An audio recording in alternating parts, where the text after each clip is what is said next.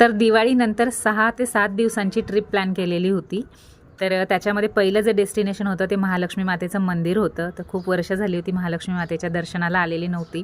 तर इकडे मंदिराच्या तिथे आली, ओटीचं सामान घेतलं आणि गर्दी खूप होती, 2-3 तास लागणार होते. पण मग ते दादा जे होते ज्यांच्याकडनं ओटीचं सामान घेतलं त्यांना थोडे पैसे पे केले आणि त्याच्यानंतर सरळ डायरेक्टली पंडाळमध्ये दर्शनासाठी जी लाईन असते तिथे लाईन मिळाली, जी VIP लाईन असते तिथे. तर कारण की थांबणं इतका वेळ नव्हता, लगेचच ट्रेन होती दुसरीकडे दुसऱ्या डेस्टिनेशनवर जायचं होतं म्हणून.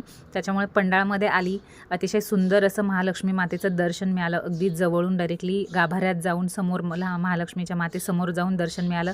मी हळू चोरून थोडंसं व्हिडिओ काढून घेतला आणि त्याच्यानंतर जे आहे तर रील बनवून घेतली इन्स्टाला टाकण्यासाठी आणि बाहेर आली. त्याच्यानंतर कोल्हापूरची चप्पल घेतली आणि त्याच्यानंतर जे आहे तर दुसरं डेस्टिनेशनला मला लगेचच ट्रेनवर जायचं होतं. तर माझ्या नेक्स्ट ब्लॉगमध्ये भेटूया माझ्या दुसऱ्या डेस्टिनेशनला.